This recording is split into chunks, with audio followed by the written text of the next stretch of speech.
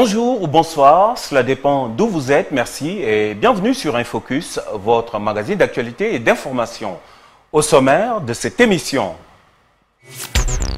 Le désastre sanitaire entraîné par la maladie à coronavirus a eu comme conséquence un ralentissement des activités économiques, notamment au Sénégal dans les secteurs privés et informels.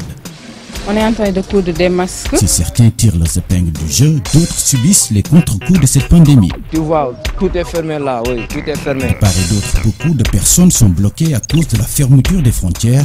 Zoom sur ces personnes qui n'ont d'autre choix que de prendre leur mal en patience. Ça nous dépasse quoi. En duplex, nous aurons comme invité depuis Paris M. Emmanuel Desfourneaux, analyste politique et chroniqueur qui nous fera un bref aperçu de la situation mondiale. L'histoire du masque a été décidée au Sénégal avant la France. Le portrait de la quinzaine est un hommage rendu à un grand monsieur de la musique mondiale emporté par la maladie à coronavirus 2019. J'ai eu un don pour la musique comme d'autres l'ont pour le sport, pour les vocations.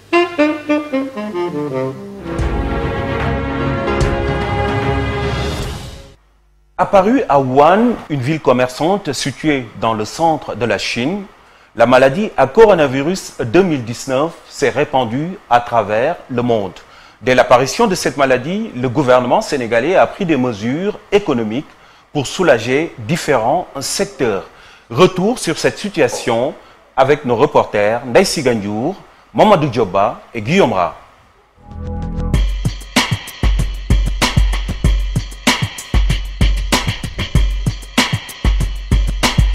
Dakar, capitale du Sénégal. Il est 10h30.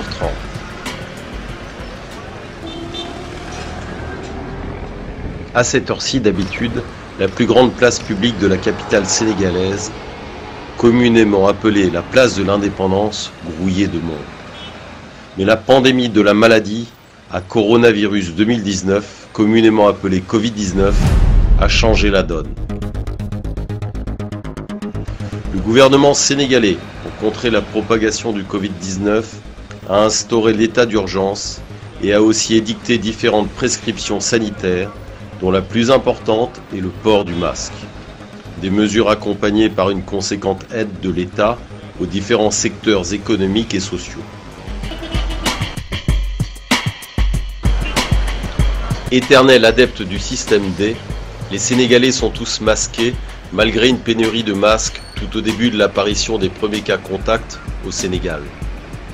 Cette pénurie a vite été résorbée grâce à la créativité et à l'ingéniosité des tailleurs locaux.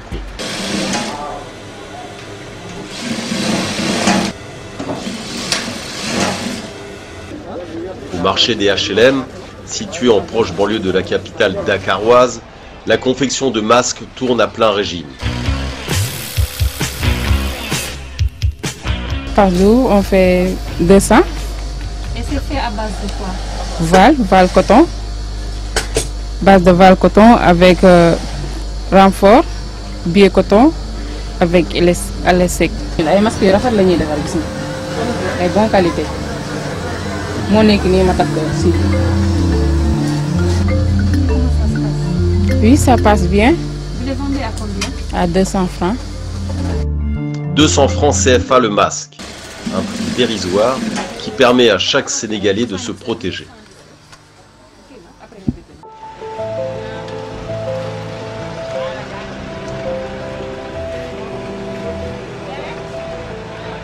À tout bout de champ, dans les rues de la capitale sénégalaise et sur certaines échoppes, les masques sont proposés à des prix en fonction du budget. Même si les normes de confection de ces masques laissent souvent à désirer, on est sûr d'en disposer un ou plusieurs chez soi. C'est mon oncle qui nous a appris de le faire. On le fait bien, on continue de faire. Parfois, les gens viennent faire des commandes. Si les tailleurs tirent leur épingle du jeu, certains secteurs de l'économie sénégalaise sont très mal en point et sont même souvent à l'arrêt complet, à l'image de la plupart des hôtels qui ont décidé tout bonnement de fermer leurs portes en attendant des jours meilleurs. Le secteur du tourisme est le poumon de l'économie sénégalaise avec les différentes activités connexes tout autour. Dans un grand hôtel de la place, rien ne bouge. juste le vigile qui surveille la bâtisse. Les voitures de transfert de tourisme, garées dans l'enceinte de l'hôtel, sont recouvertes d'une fine particule de poussière, signe qu'elles n'ont pas roulé depuis des semaines.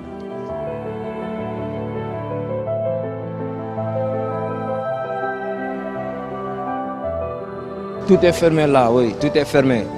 Mais nous, on restait ici, on gagnait notre pain ici, tu vois.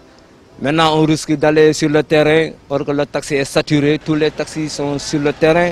Ce qui restait à l'aéroport, ils viennent sur le terrain. Ce qui restait dans les hôtels aussi, pareil. On ne travaille pas, quoi. La situation de coronavirus, vraiment, ça nous fatigue. Parce qu'on ne travaille plus maintenant. Avant, on gagne vraiment de l'argent par jour. Ça dépend de 20 000, 30 000 ou 40 000 par jour même. Mais maintenant, on ne peut pas gagner même 5 000 francs. Ils attendent eux aussi leur part de cette manne financière de 1000 milliards de francs CFA que l'État sénégalais a débloqué pour soutenir tous les secteurs de l'économie du pays affectés par cette pandémie du Covid-19. Comme secteur yëpp ñu ngi leen di dimbali bay dimbali hôtel yi yaakaar naa war nañu dimbali chauffeur yi parce que ñun si hôtel yi li ñuy liggéey ñoo ñooy yóbbu clients yi ñooy dem ak dikk fu nit di jëm noonu la fay dem bu ndee ba ñoo ñu doon yóbbu ñëwatuñu tëj nañu hôtel yi xanaa daañu wutal solution. Les regards hagards et perdus à l'horizon à la recherche d'un client. Les plus durement touchés sont les chauffeurs de taxi stationnés aux abords des hôtels. La fermeture des réceptifs hôteliers est un coup dur pour eux. bu ñu tëjee hôtel ba léegi bu ñu xëy ñëw toog rek xanaa clients yi mbedd yi jaar fi ñooñ bi fi jaaree sorewuñu ay 1000 francs 2000 francs duñ ko weesu. On est là, on attend des clients mais on ne trouve rien. On ne trouve rien. On vient le matin, jusqu'à le soir on rentre chez eux, mais on ne trouve rien. L'hôtel est fermé, tout est fermé ici. Malgré une aide conséquente de l'État du Sénégal, pour compenser le manque à gagner du secteur touristique, les hôteliers sont dans l'expectative.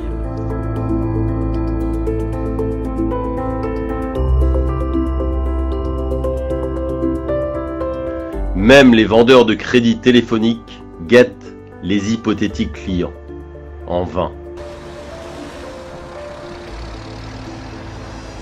Un peu plus loin du centre-ville de Dakar, la plage dénommée plage de la Cour de cassation était, avant la pandémie du Covid-19, l'une des plages les plus prisées par les Sénégalais et les touristes. fii kay Cour de cassation yaakaar naa ku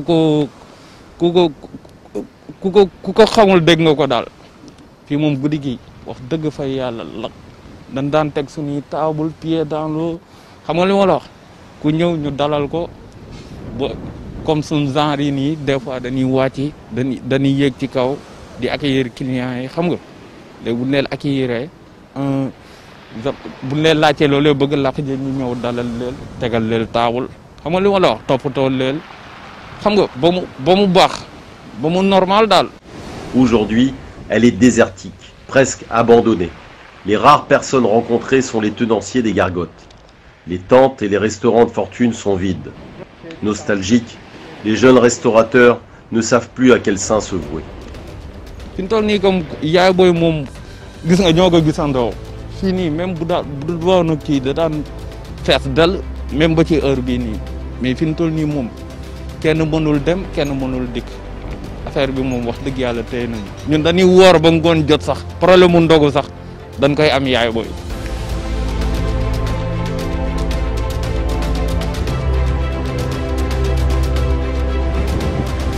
À quelques encablures de là, le temple du savoir sénégalais, l'université Cheikh Anta Diop de Dakar, l'une des plus grandes universités d'Afrique francophone, est fermée sur décision de l'État sénégalais. Les amphithéâtres se sont vidés de leurs pensionnaires.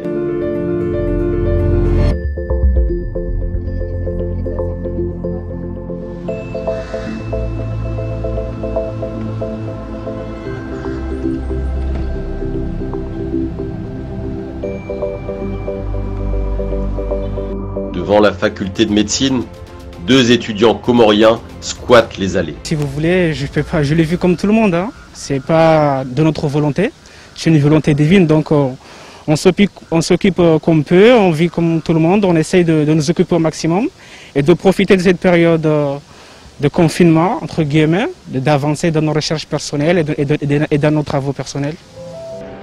La vie économique, culturelle et sociale s'est comme arrêtée. De mémoire de Sénégalais, il n'y a jamais eu autant de peur et de méfiance collective de cette ampleur. C'était pas repéré dans les maladies connues, donc c'est un virus qui est apparu en faisant automatiquement des dégâts directement. Donc le monde médical et les chercheurs du domaine en question n'ont pas pu vraiment cerner la chose avant qu'elle devienne virale. Donc, mais je suis conscient et je suis convaincu que d'ici peu, vu les investigations qui sont menées dans le monde entier, nous allons arriver à un remède strict qui va éradiquer cette pandémie et dans ce sens, nous pourrons avec le temps reprendre le cours de nos vies, Inch'Allah. Philosophe, les chauffeurs de taxi comptent appliquer toutes les mesures sanitaires imposées par l'État du Sénégal, mais ils y ajoutent surtout une bonne dose de foi. On fait de nos mieux, on prend nos précautions, on prend le masque, le gel, tu vois, on prend nos précautions quoi. Le toucher et les salam alek qui constituent le vivre ensemble des populations sont désormais rangés aux oubliettes. En attendant des jours meilleurs, l'éternel optimisme des Sénégalais prend le dessus. Noo ngi moytu bu baax chauffeur boo gis am nañu sunuy masque am nañu sunu sel am nañu sunu saabu bu ñu yebee client yi jox leen si sel bi ñu laal si bu ñu jox xaalis bu ñu jëlee xaalis saa sunu sel bu ñu ñëwee raxasu toog tëj nañu hôtel bi ñun si hôtel bi lañ doon liggéey amatuñu fu ñu jëm ñu ñëw toog fii daal di xaar yàlla. Bon, ce qui reste à faire, de prier que Dieu nous entend, ben voilà quoi. À travers leurs convictions, que cette maladie est en partie une volonté divine, d'où la grande polémique sur la fermeture des mosquées et autres lieux de prière. Vivement le retour de cette convivialité et cette joie de vivre des Sénégalais que leur ôte cette maladie pandémique. Inch'Allah.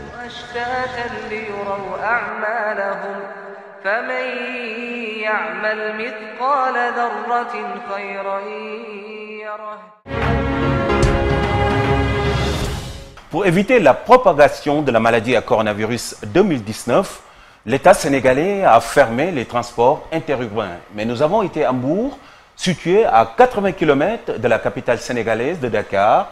Il y a des touristes français et suisses qui ont été bloqués là-bas. Faute de choix, ils sont obligés de vivoter sur place.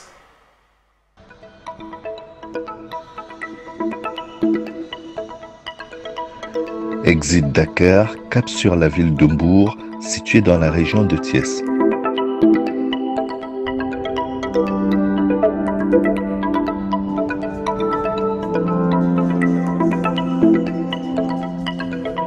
Les mêmes images de ruelles désertes et de commerces fermés s'offrent à nous.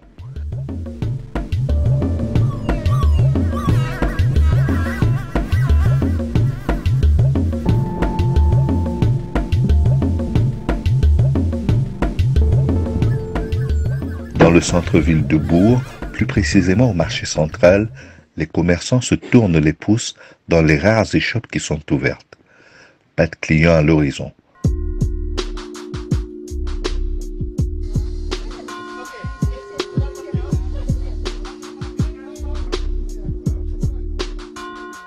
Le préfet du département de Mbour, à la suite de l'État du Sénégal, a pris un arrêté pour la mise en place d'un fonctionnement par intermittence du marché central, soit 3 jours sur 7.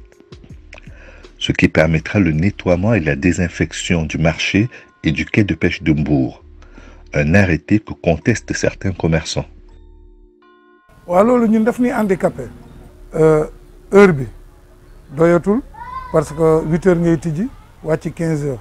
Préfet waroon nañu bàyyi ñun ñu mën a jaay parce que ñu dañoo jël suñuy mesure parce que bu dee marché bi bon mën na ne 15 heures na mën nañu wàcc mais ñun nekkuñu si marché bi préfet loolu war na ko mën a xam war naa mën a ñëw fii laaj ni xam nga wala mu ñëw xoolal boppam mais dafa ñëw rek boole si ñëpp ville bi yëpp c'est pas normal.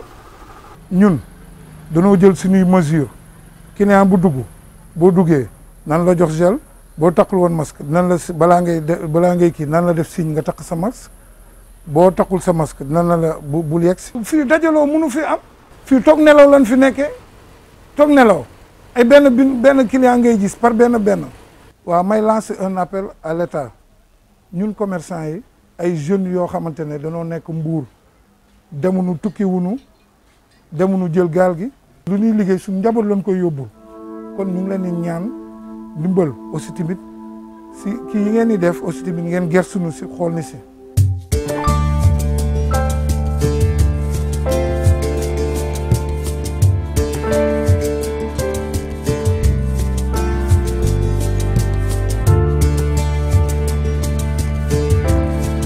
Salut Portudal, l'une des plus célèbres zones touristiques du Sénégal, réputée pour être le lieu de villégiature des touristes avec sa multitude d'hôtels adossés à sa plage de rêve, vit au ralenti.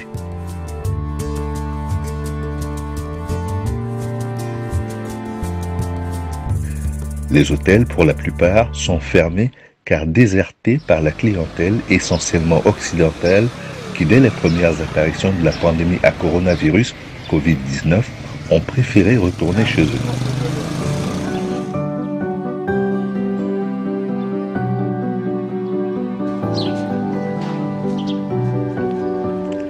Les rares touristes étrangers qui ont été surpris par les effets de la pandémie tournent en rond dans les ruelles sablonneuses du village de Salut Portudal. Certains hôteliers profitent de la fermeture de leurs réceptifs pour entamer des travaux de rénovation et d'entretien.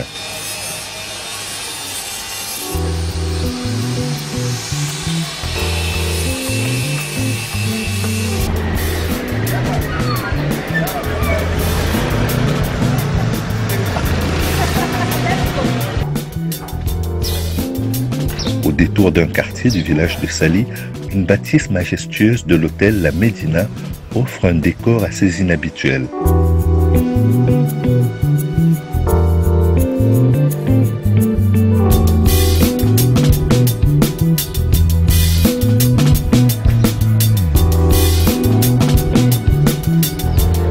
Seuls les rayons de soleil projettent leurs reflets insaisissables sur une piscine bien entretenue à côté d'un bar bien dégarni. Un peu plus loin dans la salle de séjour, un groupe de touristes français surpris par la fermeture des frontières prennent l'apéritif. Prenant leur calvaire avec philosophie, ils dissertent sur les méfaits causés par la maladie à coronavirus. Et ici, je pense qu'on est mieux qu'en France, parce qu'apparemment en France la situation est pire. Seulement moi j'ai pas le choix parce que comme j'ai un travail, il faut que je rentre le plus vite possible. J'utilise le gel, le masque. Bon là on est en train de boire le coup donc je l'utilise pas, mais autrement si je le porte. Après je pense qu'il vaut mieux rester à l'heure actuelle en Afrique qu'en France quoi. Pour ce sexagénaire qui était venu passer quelques jours de vacances à Saly Portudal, la situation est alarmante certes, mais il préfère la vivre pleinement au Sénégal plutôt que d'être confiné en France. Moi la France dans le confinement, je ne l'ai pas connue. Je ne sais pas ce que c'est, je ne sais pas la condition des gens, comment ils la vivent, s'ils sont chez eux bloqués, s'ils ont le droit de sortir ou pas. Je pense que ça ne doit pas être bien. Les gens qui habitent dans des bâtiments, dans des HLM, un truc comme ça, avec des gosses.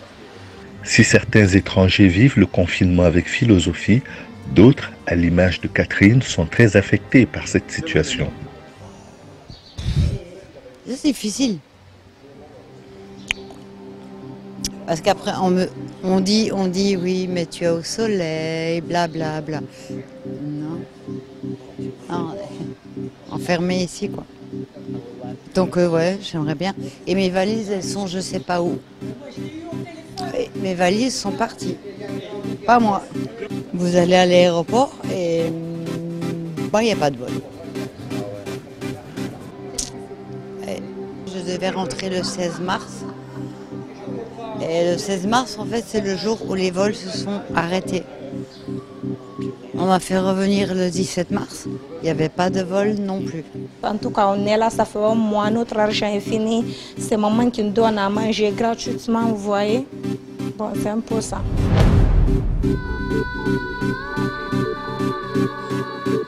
Elle est d'origine malienne, bien que son pays est frontalier avec le Sénégal, elle subit les affres de la fermeture des frontières et est obligée de prendre son mal en patience avant de se rendre à sa destination initiale, la Guinée-Conakry. Moi, ça fait 3 semaines, on m'avait dit que c'était à 200 et quelques, mais maintenant, il y a 1000 et quelques cas. Vous voyez, ça ne fait que s'empirer. Oh, bon, ça nous dépasse, quoi. Je pense quand même que c'est une maladie qui est quand même assez grave. Et en France, à l'heure actuelle, il y en a encore 300 à peu près par jour. Il y a eu des pics à 500, voire plus. Donc, je pense quand même que c'est une maladie assez grave, quoi. Et on ne sait pas quand elle va finir, surtout. Ben, je me protège normalement. Bon, bah là, c'est vrai que j'ai pas le masque, mais je me protège. Est-ce que vous sortez? Je sors pas beaucoup, non, quasiment pas. Difficultés, c'est des difficultés énormes et qui vont avoir, parce que là, pour l'instant, ils sont au chômage technique, là. Ils touchent des subventions un petit peu, mais ça va pas durer, là. Non, je pense qu'ici, on vit mieux. Les gens sont équipés, les gens sont plus calmes. Avec le ramadan en plus, c'est beaucoup plus calme aussi. Je me sens plus en sécurité ici. Non, on est bien, on est bien. On ne peut pas non plus trop demander. Non, c'est bien, il n'y a rien à dire. Oui, j'ai les nouvelles de la famille.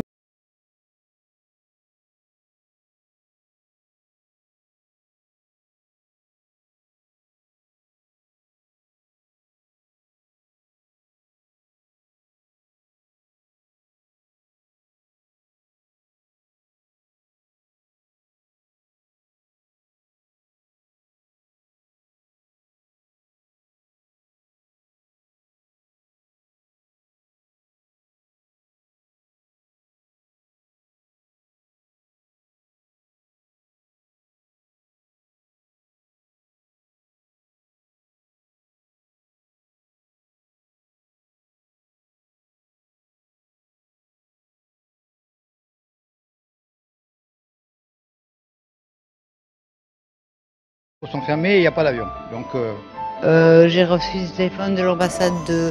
Je suis suisse. D'accord, j'habite en France. Ça complique un petit peu. Mais oui, ils m'ont téléphoné de Bruxelles pour dire vos valises, où je les envoie. Chez vous ou à Dakar. Je dis, à Dakar, hein, tant qu'à faire. On a envie de rentrer, mais comme il n'y a pas de route, c'est pourquoi. Sinon, on a envie de rentrer.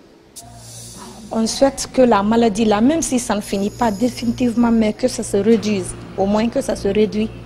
Pour qu'on puisse laisser au moins les frontières, le passage et autres. Parce que bientôt la fête, chacun doit rentrer chez ses parents. Vous voyez?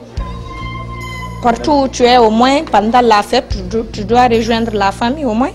Bon, on ne se plaint pas beaucoup. Parce que quand il y a la santé, il y a tout. Avant tout, c'est la santé. On est là, on n'est pas malade, on mange bien. On connaît un peu de personnes maintenant, par-ci, par-là, un peu partout. Donc. Cependant, cette situation a entraîné des conséquences désastreuses pour certains étrangers qui n'ont plus les moyens financiers pour tenir jusqu'à la réouverture complète des frontières. Mais ces étrangers, bloqués au Sénégal, peuvent compter, en dehors de leur représentation diplomatique, sur des hôteliers au grand cœur, à l'image de la nommée Fatou Koli. Déjà vu la situation, tu ne peux pas les foutre dehors. En plus aussi, on est tous des Sénégalais et le Sénégalais, ce qu'il sait faire, c'est notre culture. Notre culture parle de la teranga sénégalaise, donc que faire? Et après, on verra après la suite qu'est-ce que ça va donner. Mais là, je suis obligée de m'occuper de... Bah oui, je sais que c'est pas évident, mais bon, que faire? Comme on le dit, je n'y a qu'à faire.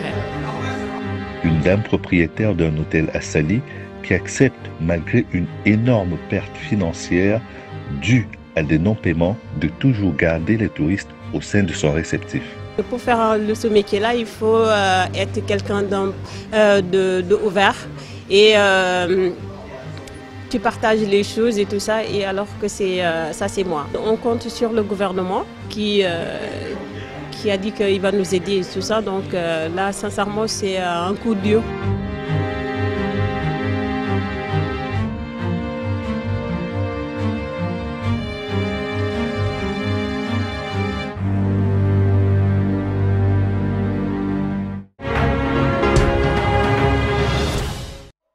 Bonjour, Monsieur Desfourneaux. Bonjour, Monsieur Mousgueil. Vous êtes analyste politique, chroniqueur. Vous êtes français d'origine, mais sénégalais de cœur, car vos enfants sont des Sénégalais, n'est-ce pas? Oui, en effet, oui.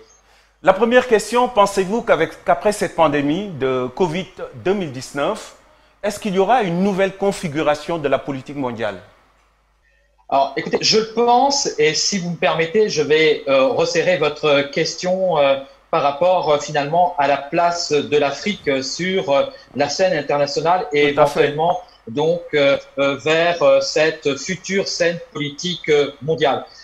Vous aurez observé finalement l'apparition de leaders africains sur des questions telles que le traitement contre le Covid-19 en la personne du président donc de Madagascar qui joue un rôle marketing panafricain très important et qui met en avant finalement la solution et les solutions africaines par rapport à la crise sanitaire du Covid-19 et il faut le saluer sans, j'allais dire, porter de jugement sur l'efficacité ou non de la tisane donc malgache. Moi, ce qui m'intéresse, c'est davantage l'interprétation politique que l'on peut en tirer. Oui, pardon? J'ai dit l'artémisia, la solution tirée de l'artémisia. Oui, exactement. Exactement, exactement. Et puis après, vous aurez aussi observé également un autre leader, et vous le connaissez bien puisqu'il s'agit du président sénégalais Macky Sall, qui, à travers finalement l'appel de Dakar, a plaidé pour l'annulation de la dette publique pour tous les pays, en tous les cas les plus pauvres. Il a été largement entendu par le président Emmanuel Macron qui a donc relayé cet appel, mais aussi par des grandes personnalités comme le pape François et dernièrement finalement par 400 députés. Et c'est ça qui est extrêmement finalement intéressant, c'est que cette crise sanitaire eh bien, nous permet de voir l'apparition de nouveaux leaders. On s'attendait plutôt au président du Ghana, on s'attendait plutôt au président du Rwanda. Eh bien, vous avez finalement d'autres présidents qui prennent leurs responsabilités et qui mènent des débats qui concernent l'Afrique, c'est vrai, en premier lieu, sur la scène internationale. Et ce qui est intéressant, et je voudrais peut-être terminer par là, par rapport à votre question, c'est que le défi finalement pour l'Afrique après le Covid-19, ce sera de mettre eh bien, en œuvre l'agenda, la feuille de route telle que elle a été arrêtée dans la déclaration solennelle du 50e anniversaire donc de l'OUA et de l'Union africaine, où les chefs d'État et de gouvernement avaient l'ambition d'ériger finalement l'Afrique comme un leader à part entière. Voilà. Et c'est ça qui je pense, va constituer sans doute un tournant eh bien, pour l'Afrique par rapport à cette crise sanitaire du Covid-19. Et justement, donc vous pensez que l'Afrique, le Sénégal en particulier, peut tirer son épingle du jeu, si on peut parler comme ça?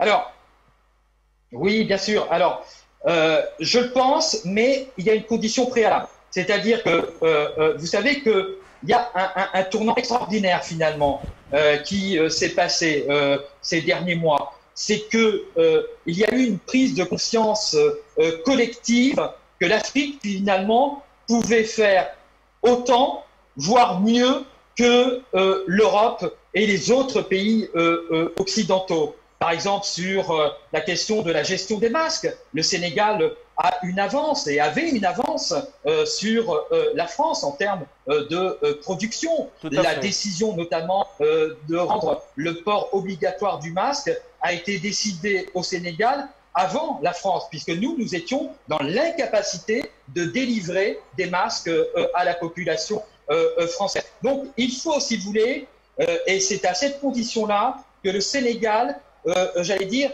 garde finalement cette conscience collective, et ça vaut également pour l'Afrique, eh bien, qu'elle est capable de faire mieux que les autres, de faire aussi bien, voire mieux que les autres continents. Il faut aussi qu'elle aille, et vous le savez mieux que quiconque, qu'elle aille vers, et ça se pose également aussi pour d'autres États, c'est une vraie problématique, j'allais dire mondiale, vers plus de souveraineté économique. Je voudrais surtout souligner finalement deux leviers qui permettraient au Sénégal de tirer plus particulièrement son épingle du jeu, comme vous l'avez souligné donc dans votre question. C'est tout d'abord la nouvelle technologie. Vous l'avez bien vu dans sa dernière allocution, le président Macky Sall notamment a cité comme exemple l'école polytechnique de Thiès et ces jeunes ingénieurs qui ont fabriqué des appareils respiratoires. Et finalement, ils ont fait mieux que des grandes entreprises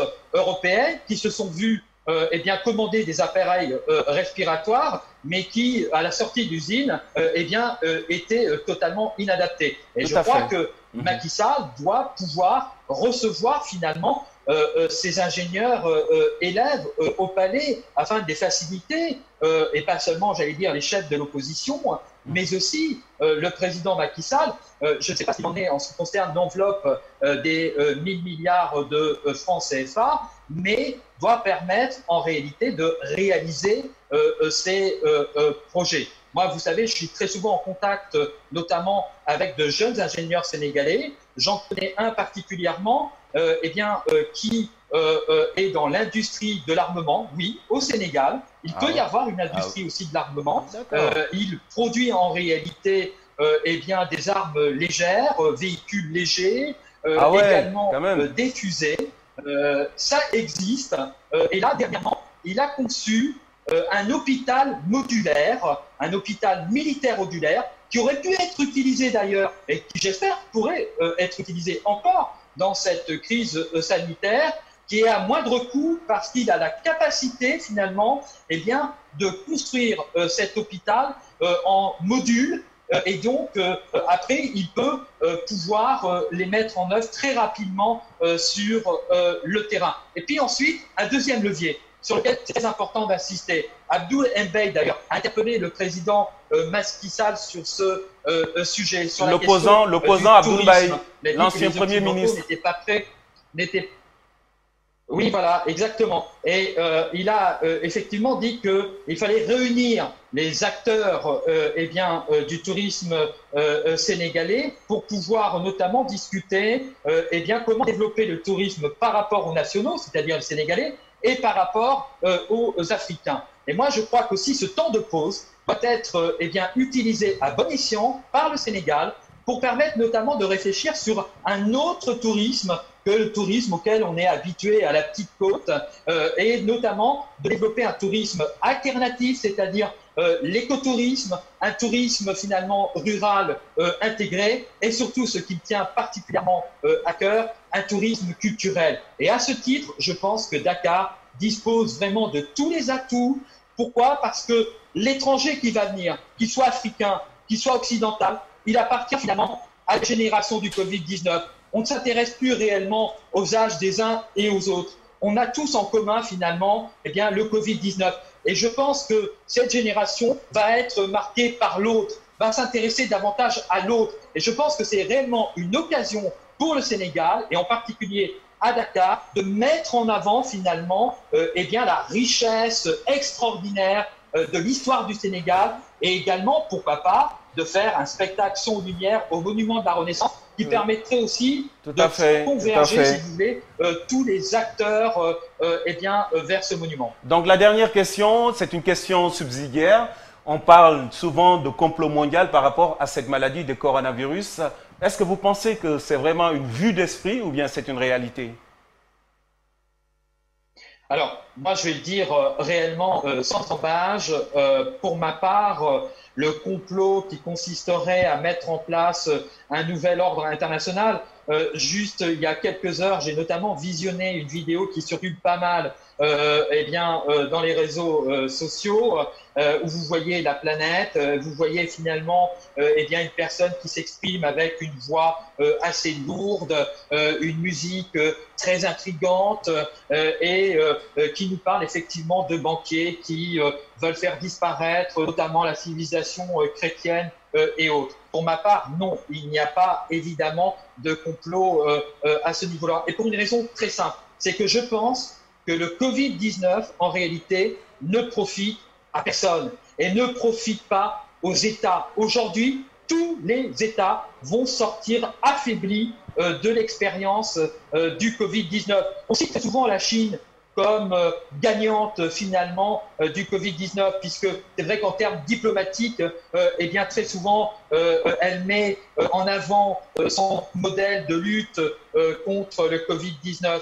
Mais je ne suis pas certain que notamment ces exportations ne soient pas fragilisées dès lors qu'elles dépendent largement de l'Europe et du marché des États-Unis. Tout à l'heure, on évoquait la question de la souveraineté économique. Ouais. Eh bien, lorsque le Sénégal va se pencher notamment sur son autosuffisance alimentaire, lorsque la France va se pencher davantage sur sa souveraineté en termes de production de médicaments et autres, je pense que ça sera défavorable à la Chine. La même chose pour les États-Unis. Vous voyez bien que c'est assez catastrophique, la situation dans laquelle les États-Unis se trouvent.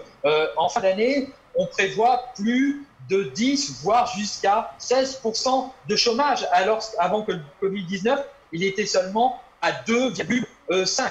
Donc, je pense vraiment que cette situation ne profite vraiment à personne. Et puis, en plus, vous observerez que également les scientifiques, à leur grande majorité, montrent que ce coronavirus est bien d'origine animale. Vous avez même les renseignements américains qui ont un petit peu renvoyé leur propre président en disant qu'ils ne disposaient à ce jour d'aucune preuve contre notamment le fameux laboratoire de Wuhan, etc. Non, je crois que si vous voulez, quand il y a de...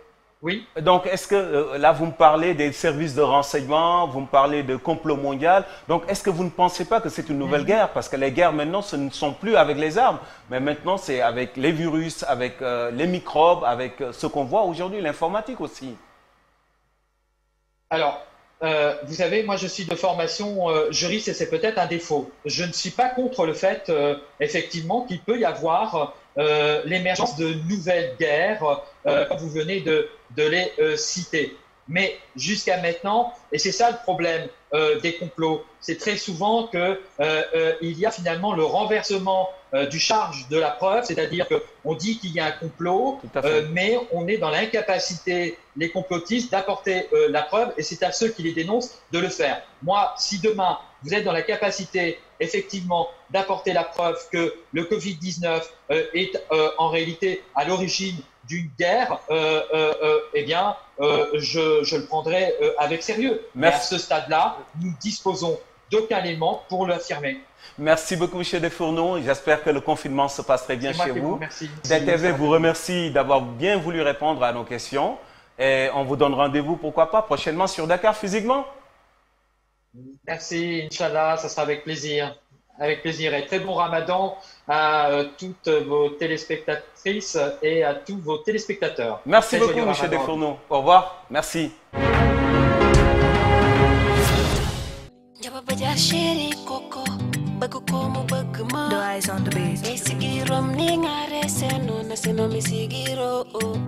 Je suis dans l'hôtellerie avant d'être chanteuse.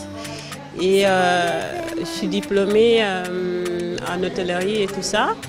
Et donc, la chanson, c'est ma passion.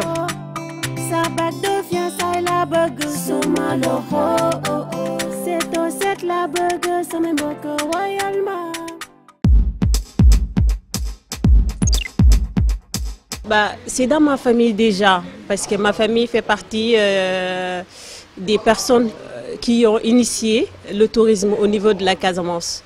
Comment on le dit en Wolof? Dama ko donne. Voilà, exactement. Donc, c'est dans ma famille. Que faire? Parce que déjà, vu la situation, tu ne peux pas les foutre dehors. Et en plus aussi, on est tous des Sénégalais. Et le Sénégalais, ce qu'il sait faire, c'est notre culture. Notre culture parle de la teranga sénégalaise. Donc, que faire? Et après, on verra après la suite qu'est-ce que ça va donner. Mais là, je suis obligée de m'occuper d'eux. C'est maman qui nous donne à manger gratuitement, vous voyez.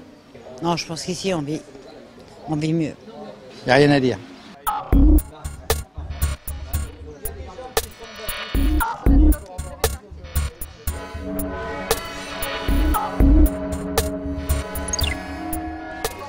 Que faire, comme on le dit, et en plus, peut-être demain, je serai à leur place. Donc voilà, c'est pour cela. Et en plus, un hôtelier, c'est pas le fait de gagner juste l'argent. Des fois aussi, c'est bien aussi d'aider les gens quand ils en ont besoin. Ça, c'est la pas forcément. Mais c'est juste l'artiste sûrement, ouais, parce que je suis quelqu'un d'ouvert d'esprit et tout ça, voilà.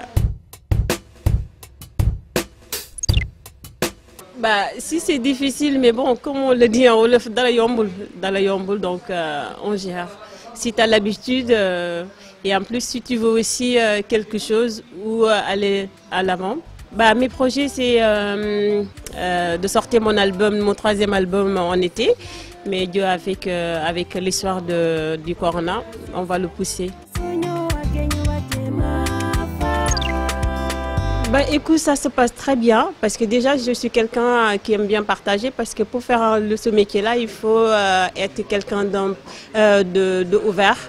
Tu partages les choses et tout ça, et alors que ça c'est moi. J'adore partager et aussi mes employés, je ne les prends pas pour des employés, mais je les prends pour des gens de ma famille.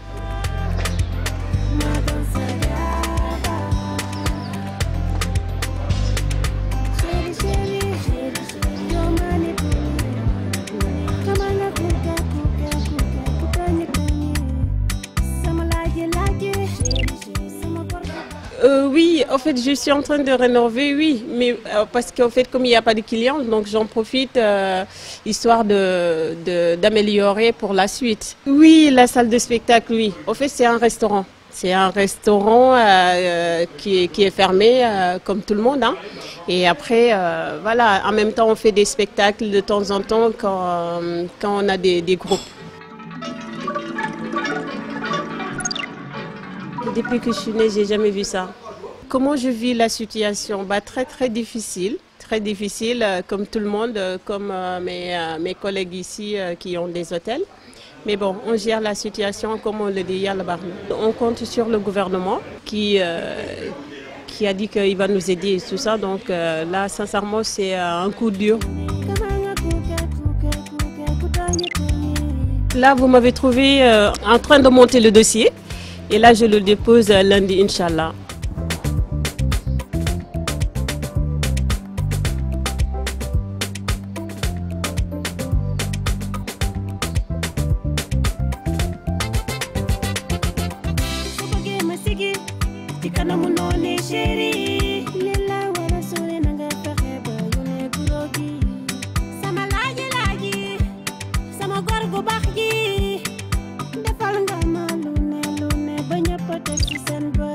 Oui, au fait, j'avais appelé les artistes de Saly parce que quand j'ai vu que les artistes avaient commencé à faire des chansons à sensibiliser à leur manière, donc j'ai appelé les artistes de Saly en leur disant, bah, écoute, il y a nos collègues qui sont en train de faire des chansons, pourquoi pas aussi nous aussi de sensibiliser à notre manière.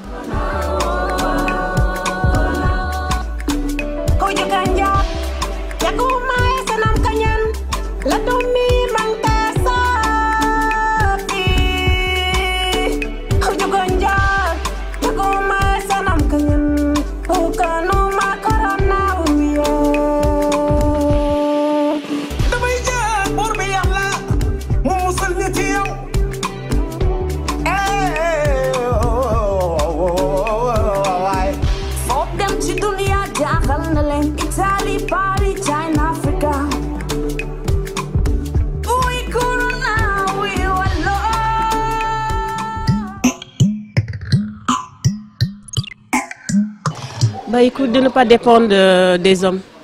De ne pas dépendre des hommes et de travailler pour eux-mêmes déjà pour commencer.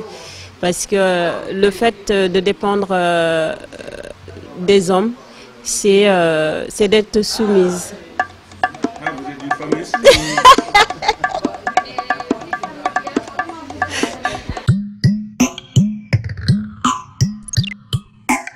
c'est pas facile. Et je le souhaite beaucoup de courage pour l'avenir.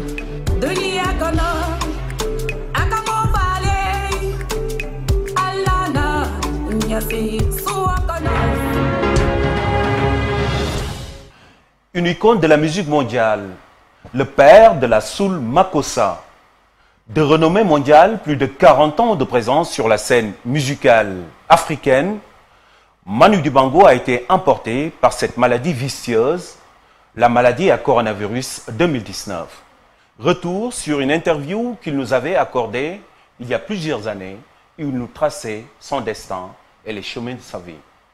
Avec du bon foufou, sauce bonbon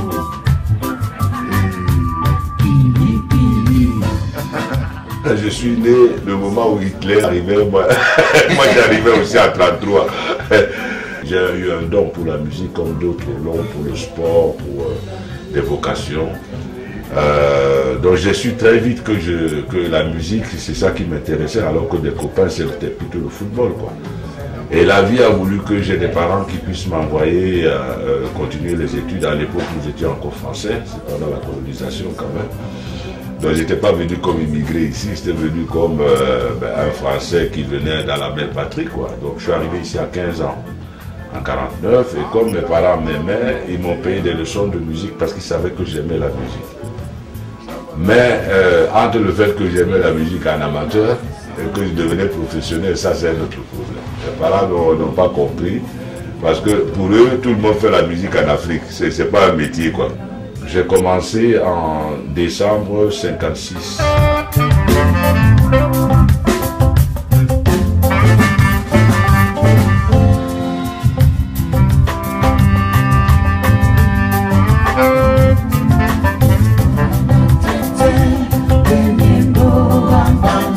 Oui, la première rencontre essentielle, c'était Kabasele, c'était au début des années des indépendances. Au moment où il y avait indépendance, tcha-tcha, c'était le premier tube, planétaire d'ailleurs.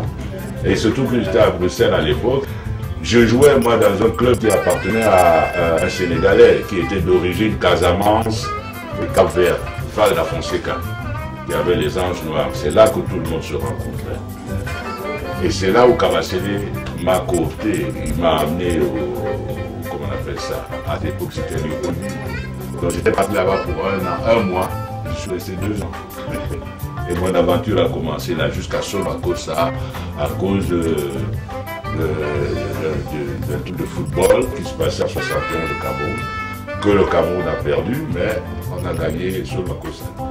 La musique, le métier que nous faisons, ça se partage. C'est pas un truc que vous gardez. Logiquement, vous propagez un peu de rêve. Nous, moi, Youssou N'Dour, Baba Mal, tout le monde l'a un peu connu, Salif Keita, c'est tous des gens qu'on a eu la chance, disons, que le public peut nous écouter, soit parce qu'on chante, soit parce qu'on joue d'un instrument, soit parce qu'on raconte des histoires, nous sommes des artistes.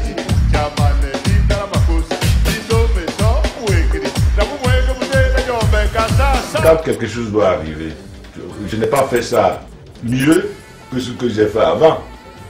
Mais un tube, c'est quelque chose qui est inattendu et il se trouve qu'à un moment donné, le temps s'arrête sur une chanson, sur un musicien et tout le monde entier, que ce soit la Chine, que ce soit le Sénégal, que ce soit les États-Unis, tout le monde se met à chanter la même chanson au même moment. C'est ça le tube.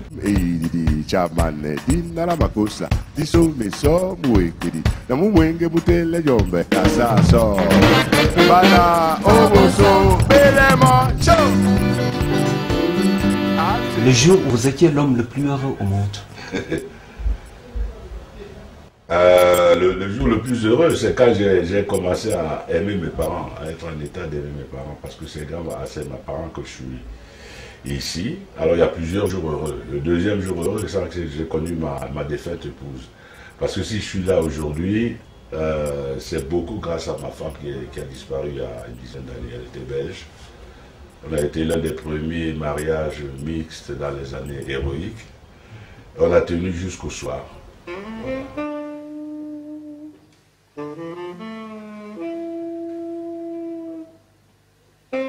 Voilà.